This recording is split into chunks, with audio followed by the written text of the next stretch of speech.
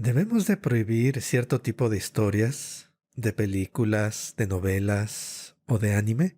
¿Cuál es el efecto que el entretenimiento tiene sobre las personas? ¿Y cuál es la conexión entre disfrutar de ciertas historias y nuestras acciones? Sin más preámbulo, empecemos con el episodio.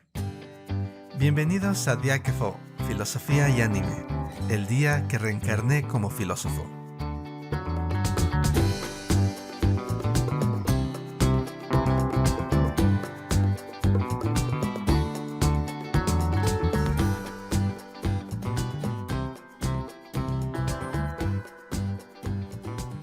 Bienvenido o bienvenida a un nuevo episodio de nuestro podcast. Mi nombre es Aquiles Mirón y el episodio de hoy es un poco distinto. Hoy vamos a inclinarnos un poco más hacia el lado filosófico que de costumbre.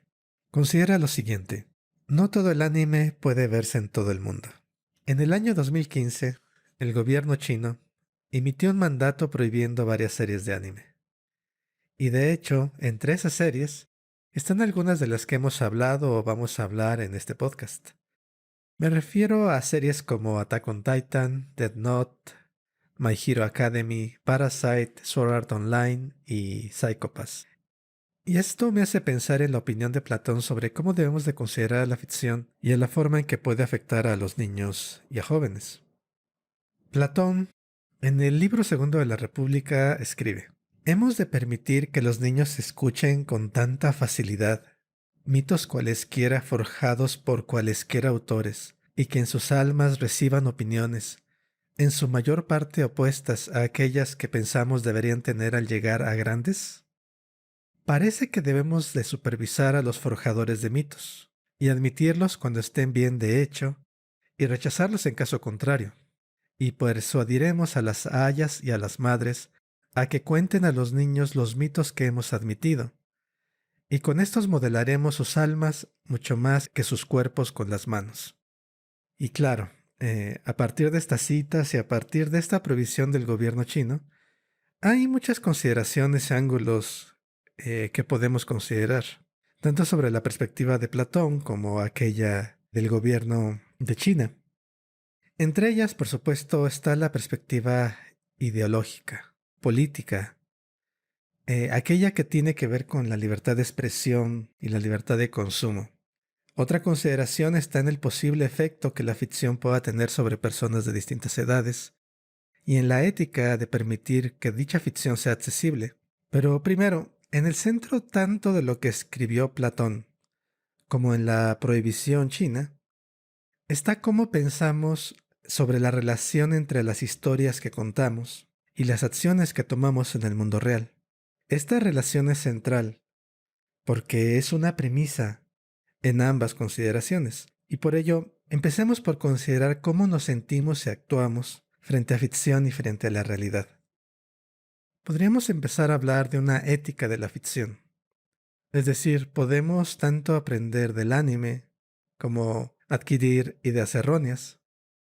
Ahora bien, ese aprendizaje, ese modelado de almas, según Platón, no se refiere solo a la teoría, sino también a las actitudes.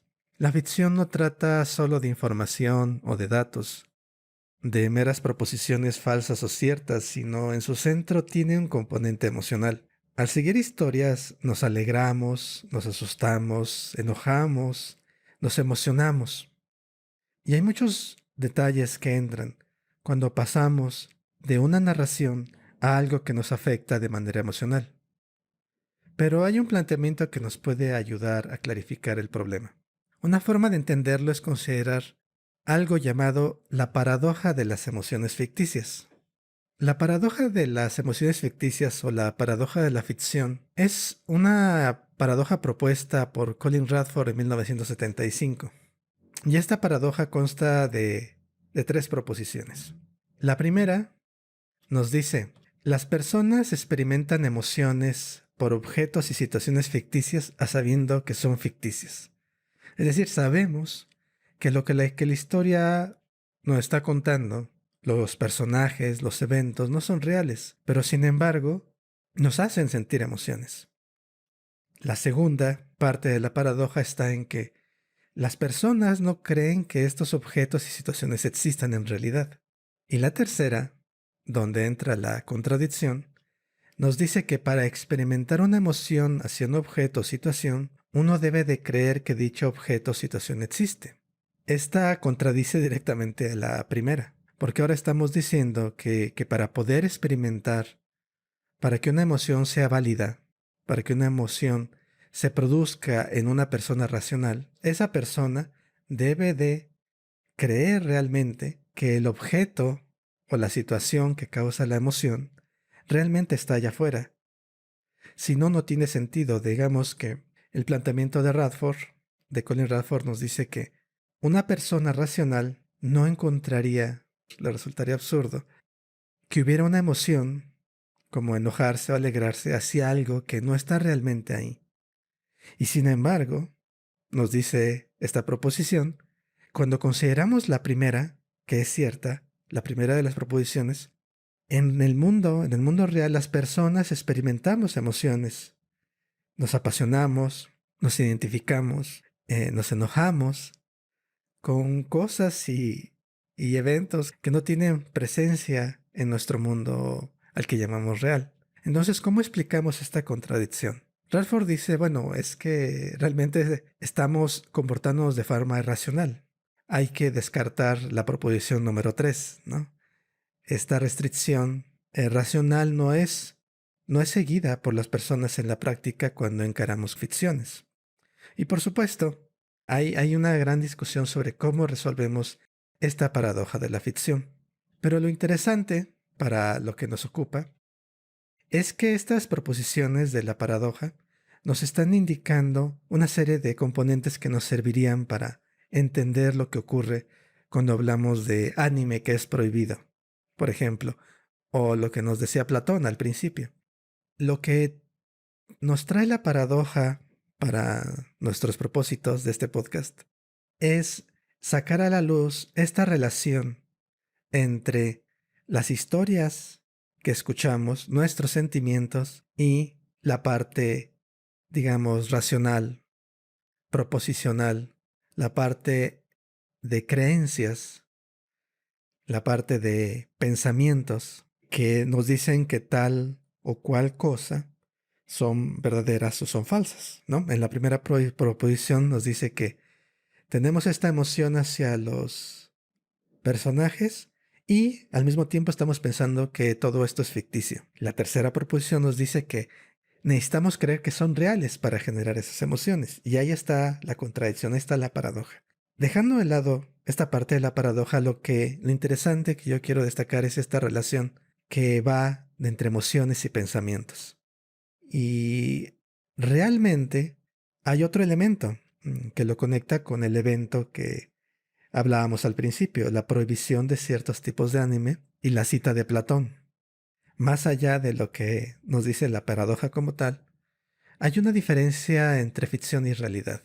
En la realidad, cuando creemos que algo es real, tendemos a actuar. Si sentimos miedo, nuestro cuerpo se mueve, alejándose de aquello que pueda ser peligroso. Si experimentamos horror o dolor, nos lleva inevitablemente a la acción. Pero cuando estamos participando o leyendo de historias, en una película de horror, o una película de miedo, en una película donde gente está sufriendo, o en libros, o en anime, no nos movemos del asiento. De hecho, estamos ahí porque estamos experimentando estas posiblemente emociones negativas, pero sin embargo forman parte del disfrute de leerlas, de verlas o de escucharlas. Entonces, en la realidad, las creencias sobre lo real nos lleva a la acción. Cuando estamos en este modo de participando en la ficción, no nos movemos, forma parte del placer de la ficción. El que no tengamos que movernos, el que no tengamos que actuar en respuesta a lo que estamos experimentando. En la ficción, de hecho, hay un placer en los problemas y en las dificultades de los protagonistas o de los eventos que experimenta un grupo de personas. Entonces, así, si regresamos al problema de Platón o del gobierno chino, ¿de qué forma nos puede afectar la ficción?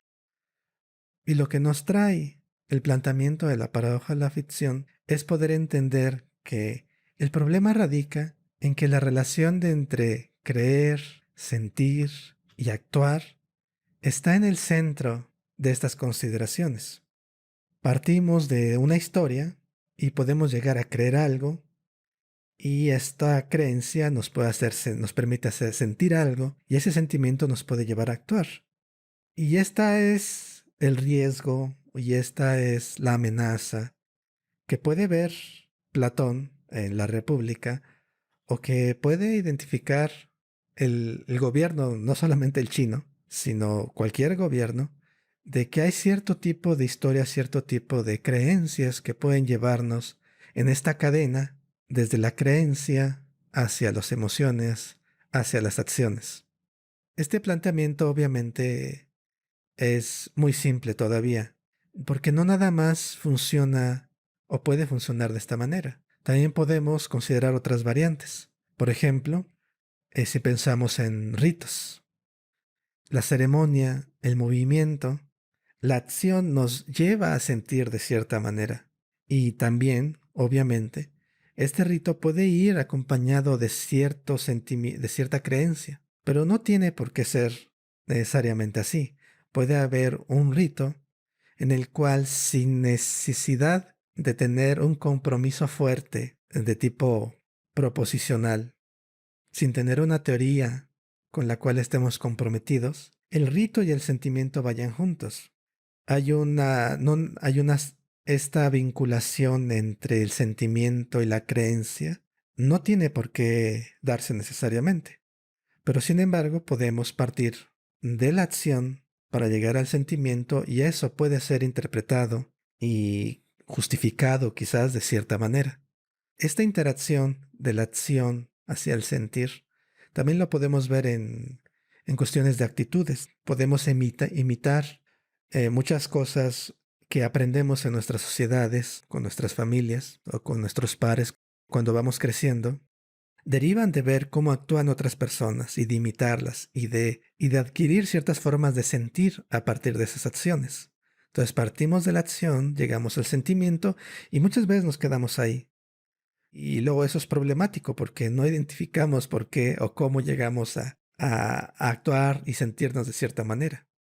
Por supuesto, tenemos otro tipo de casos, como puede ser los símbolos, ¿no? Los símbolos como puede ser una identidad, una bandera o un símbolo religioso, que van acompañados, van simultáneamente la creencia y el sentimiento. No es la meramente teoría, sino también es una forma de sentir.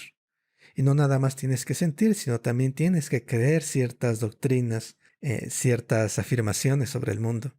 Y esta combinación con frecuencia implica actuar de cierta manera.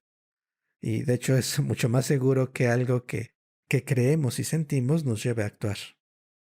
Entonces, esta relación entre estos tres elementos de creer, la creencia, el sentimiento y la acción es bastante complicada y no es simplemente esta influencia unidireccional que marcaba la historia de hace unos momentos, ¿no? Que toda historia necesariamente va a seguir esta secuencia. Que el cambio en cómo actuamos necesariamente sigue esta secuencia. A veces empezamos a actuar por imitación directamente, porque es así como actúan todos. A veces empieza la acción por la forma en que nos sentimos, sin necesidad de que haya una intervención, una narración, una explicación. Y por supuesto, a veces también están estas narrativas que nos dicen cómo es el mundo, o nos dicen cómo es cierto aspecto del mundo, que nos pueden hacer llegar a sentir ciertas cosas y que a su vez esto nos puede llevar a actuar. Pero la relación entre estas tres no es tan clara y tan simple como podría pensarse. Pero ahora consideremos una perspectiva diferente. Consideremos que hay una forma de creer, de sentir y de actuar que aplican para la realidad, para aquellos que llamamos real.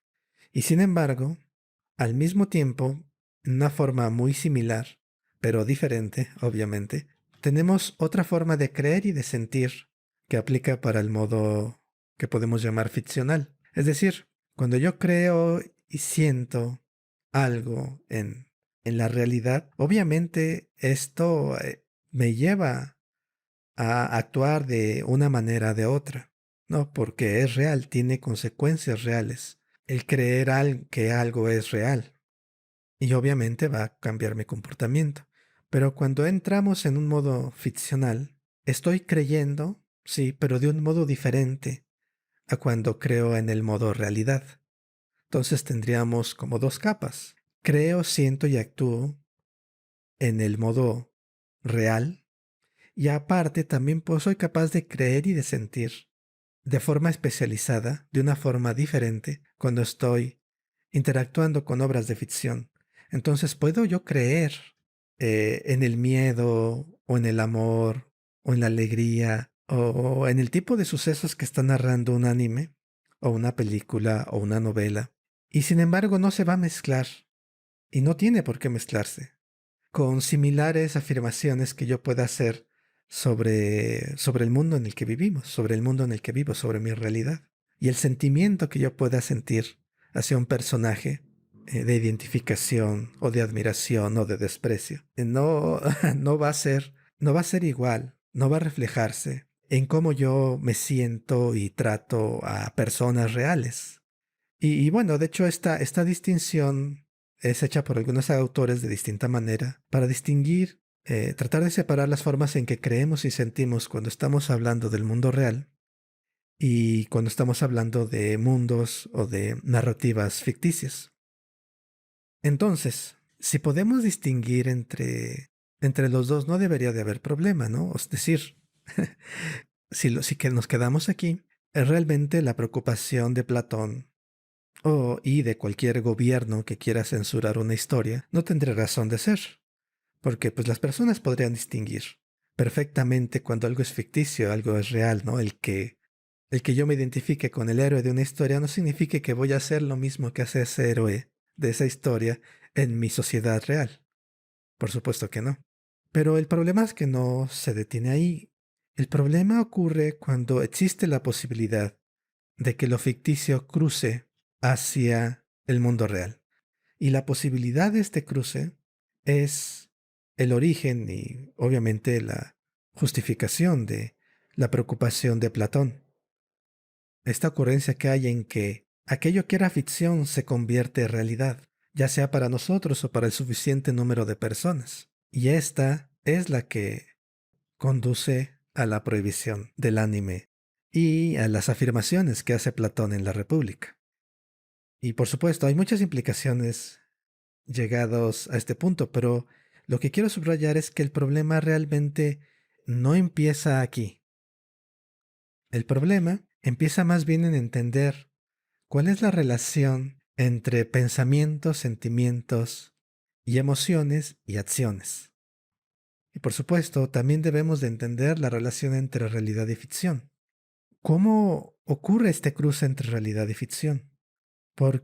Y no ocurre nada más en un solo sentido, porque así como la ficción, aquello que era solamente la idea de alguien, aquello que era solamente el invento de alguien, se puede volver realidad, así también lo que es realidad hoy puede volverse una ficción mañana. Entonces, hay un intercambio entre ficción y realidad que debemos de entender. Y esto vuelve complejo el problema que estamos tratando, ¿no? Porque tenemos que entender que esta discusión luego muchas veces parte de asumir que ya entendemos, tenemos claro toda esta serie de relaciones. Tanto entre realidad y ficción como como entre creencia, sentimiento y acción.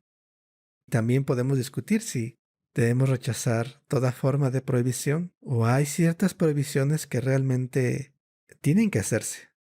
Y bueno, ya habrá oportunidad de discutirlas en este podcast. Pero para quienes estén interesados, repito la referencia a la paradoja de la ficción. Esta paradoja fue propuesta originalmente por Colin Radford en un ensayo de 1975 llamado ¿Cómo podemos ser conmovidos por el destino de Ana Karenina?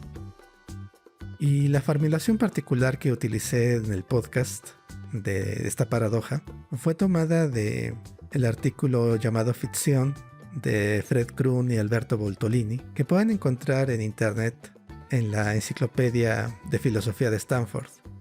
La liga a ese artículo la pueden encontrar en la descripción. Si les interesa ahondar en este problema desde una perspectiva más académica, les sugiero empezar por este artículo de Krohn y Voltolini. De nuevo, el enlace está en la descripción. Y muy bien, hasta aquí llegamos hoy. Espero les haya resultado interesante esta relación entre nuestras acciones, nuestras emociones, nuestras creencias y las historias que nos gusta disfrutar. La próxima semana regresamos con la discusión, como siempre, con Javier y con Eduardo.